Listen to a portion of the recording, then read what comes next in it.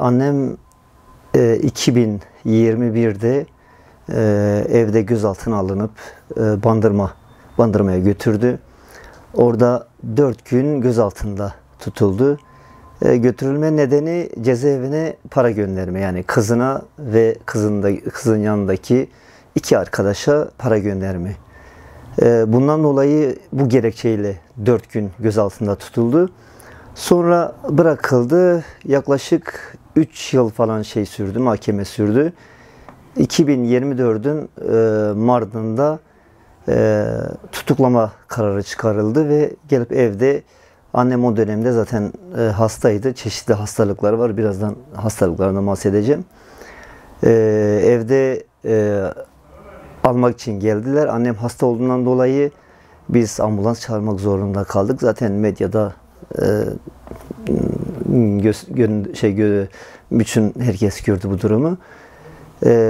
Ambulansla götürmek zorunda kaldık. Hastaneye götürdük. Hastanede zaten daha önce de belirtmiştik. Hastanede normalde bu kişinin 75 yaşında bir kadının cezaevinde kalamaz raporu verilmesi gerekirken hastanede sadece darp, cebir olmadığı raporu verilip yine ambulansla cezaevine götürüldü.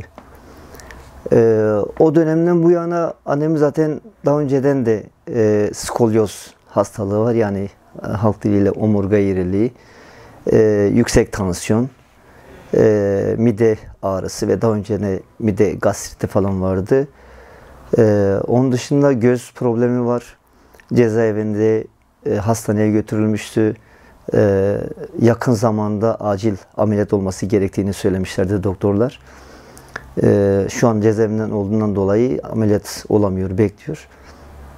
Ve onun dışında yaşından dolayı, yani 75 yaşında bir insan cezaevinde, tabi cezaevinin stresi de var. Ondan dolayı sürekli tansiyonu yükseliyor ve cezaevindeki arkadaşlar üst katta onu yatırmıyorlar. Alt katta merdivenlerden inip çıkarken birkaç kez mesela arkadaşlar tanık olmuşlardı. Baygınlık geçirmişti ve cezaevi revirine falan kaldırılmıştı. Ondan dolayı alt kattaki odada arkadaşların nezaretinde kalıyor.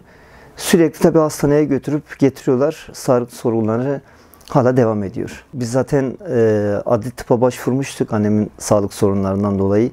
Yani en azından cezaevinde kalamaz raporunun çıkması için. Adli Tıp Kurumu diğer tutsaklara verildiği gibi anneme de cezaevinde kalabilir raporu vermişlerdi. Arada herhalde 8-9 ay falan geçti. En son annemle görüştüğümde yine tekrar ATK'ye başvurduklarını, Adli Tıp Kurumu'na götürüp getirildiğini söyledi. Şu an raporlar toplanıyor. Önümüzdeki süreçte ne olacak bekliyoruz bakalım. Umarım kısa sürede tahliye olur. Öncelikle biz bu süreci hem umutla hem kaygıyla izliyoruz. Yani daha önceki süreçler gibi. Umutlu kısmı bizde umudu yaratıyor. Yani toplumsal barışın, toplumsal uzlaşının Türkiye'deki bütün halklara kazandıracağı, hem maddi hem manevi kazandıracağı onun umudunu taşıyoruz.